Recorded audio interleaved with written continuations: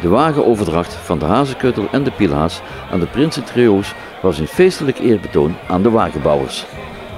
Het was een grote verrassing dat de jongste wagenbouwer de nieuwe jeugdprins is. Ja, ik ben vaak de hal in komen lopen met het geheim dat ik jeugdprins werd. Dat vond ik ook heel leuk om dat voor me te kunnen houden. En dat is je ook goed gelukt? Ja, het is heel goed gelukt.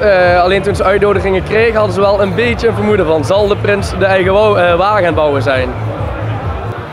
De wagen die hebben wij gekocht in Huls. Dus dat is een bouwclub geweest die heeft die wagen al helemaal ontworpen en gebouwd van polyester.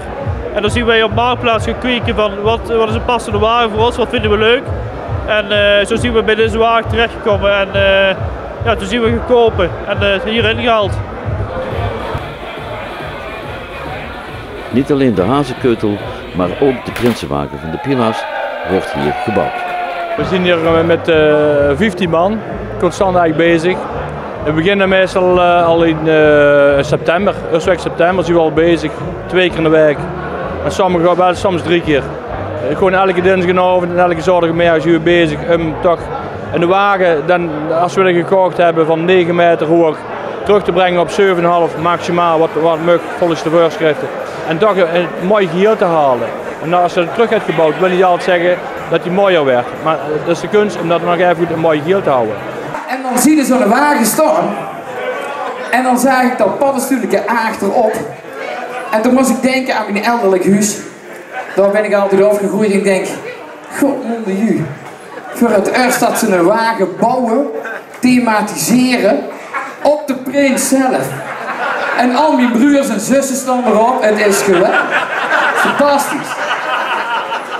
En ik neem aan dat het de traditie werd om de wagen te thematiseren op de prins. En in de wandelgangen heb ik al gehuurd dat Ger Jansen volgend jaar prins werd. Dus ik wens jullie veel succes met dat thema. Nee, ik kan dan alleen maar besluiten met als ik dadelijk de bak opkroep. En dat meen ik serieus. Ik voel me enorm thuis op deze wagen. In de Pielhaas-optocht zijn er voor het eerst sinds jaren veranderingen aangebracht. En dat is tot wij dit jaar starten met de Vastenhavensoptocht in Rooij. Wij gaan de optocht trekken door Rooij. Dan gaan we draaien op de Gouden Leeuw. En wij draaien de wagen een stukje in tegengestelde richting terug weer het Schouwburgplein op. Dan bekeren we daar mooi op een prominente hoek. En we gaan het geluid opkoppelen over het hele plein en het wordt een grandioos feest.